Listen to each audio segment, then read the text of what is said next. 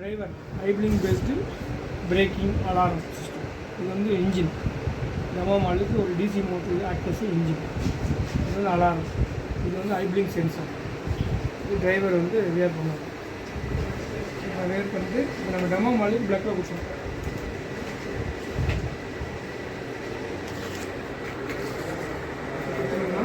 இப்போ நார்மலாக வந்து லைட் எரியும்.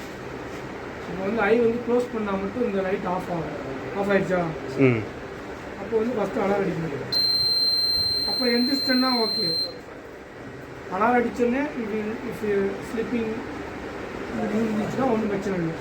ஆனால் நான் வந்து நார்மலாக இன்ஜின் ஓடிக்கிட்டு இருக்கேன். இப்போ நான் கண்ணை மூடிட்டேன், ஃபஸ்ட்டு அலாரம் அடிக்கும். அப்போ எந்திரிக்கலைன்னா இது ஆஃப் ஆகிடும், இன்ஜின் ஆஃப் ஆகிடும். இதான் வந்து என்னுடைய கான்செப்ட். இப்போ நம்ம ஐ வந்து நம்ம க்ளோஸ் பண்ணுறோம் அப்படின்னா ஃபஸ்ட்டு அலாரம் அடித்து வார்னிங் தரும். அப்போ நம்ம கண்ணை ஐ ஓப்பன் பண்ணியாச்சுன்னா நோ ப்ராப்ளம். அப்புறமும் நம்ம ஸ்லிப் பண்ணோம்னா இன்ஜின் ஆஃப் ஆகி நின்றத கான்செப்ட்.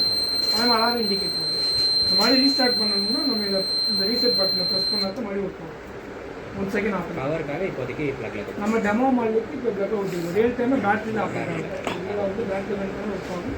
இதுக்கு step down transformer 230 volt converted to 12 volt step down transformer. இது வந்து டயோடு ரெக்டிஃபை பண்ணுவாங்க. இதுனா ஏசி டிசி கன்வர்ஷன். இது வந்து 780 5 வோல்ட் மைக்ரோ கண்ட்ரோலர். 5 வோல்ட் வேணும். Arduino Uno micro controller. LCD display, alarm, இது டிசி மோட்டர். டிஸ்பிளேல தெரியும் ஐ வந்து நம்ம ஸ்லிப்பாக இருக்குமா இல்லைன்றதான் indicate checking for eye moment அப்படி வரும். Normal status. இப்போ கண்ணை மூடினேன் அப்படின்னா அது வந்து காமிக்கும் ஸ்லிப்பிங்கு, ஸ்லிப் டிரெக்டர்னு காமிக்கும். அப்போ எந்திரிச்சிட்டேன்னா ஓகே, அப்போ விட்டுரும். கன்ஃபார்ம் ஆகிடுச்சுன்னா உங்களுக்கு ஆஃப் ஆகும். 3 லெவலாக இருக்கும். அது டிஸ்பிளே வந்து நம்ம தெரிஞ்சுக்கிறேன். இதான் வந்து ஐப்ளிங் பேஸ்டு டிரைவர் ஃபெட்டிக்கு அலாரம் சிஸ்டம், இண்டிகேஷன் சிஸ்டம்.